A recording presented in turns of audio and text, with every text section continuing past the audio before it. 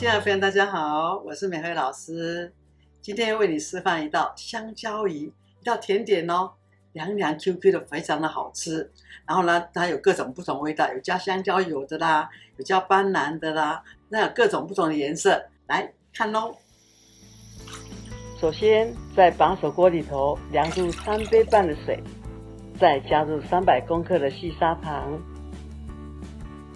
搅拌均匀后，开火把它煮沸。钢盆里放入400公克的细地瓜粉，加入1杯半的水，用打蛋器搅拌均匀，搅拌到没有颗粒了就可以了。锅中的糖水煮到沸腾，熄火，立刻的冲到粉水里头，快速的搅拌，动作千万要快哦，这样才能够糊化。好，我们将一半的粉浆放入另一个容器里头。今天我们要做2种颜色的香蕉鱼哦，红色的草莓口味跟绿色的斑斓口味，每一种都各加1小瓶盖的香精就可以了。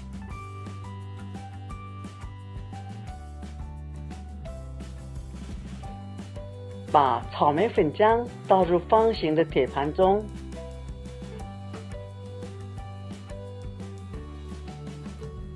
用刮刀把表面抹平，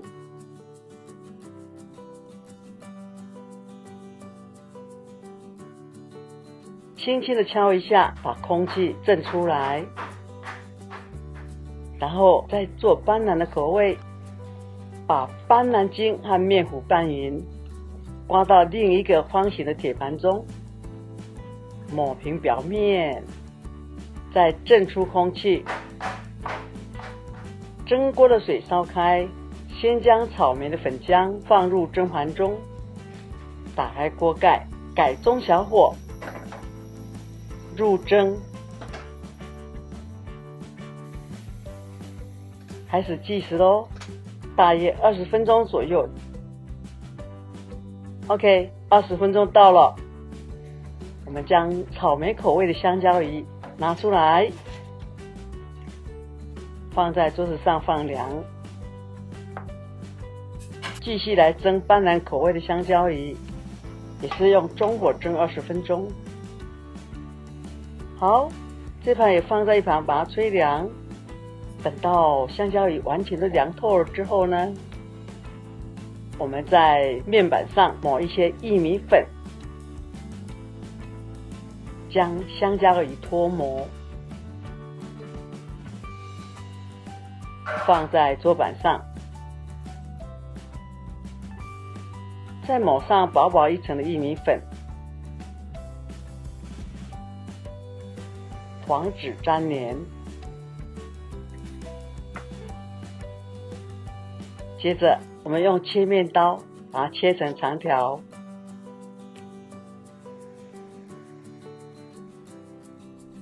为了避免粘连呢，在切口处每一个地方都要抹上薏米粉哦。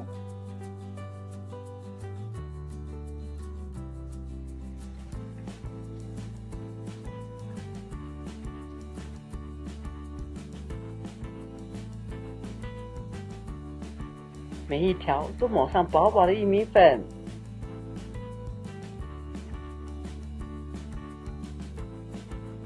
然后把长条再切成小方块。记得小方块的每个切面也要抹上薏米粉哦，否则它彼此会粘连在一起。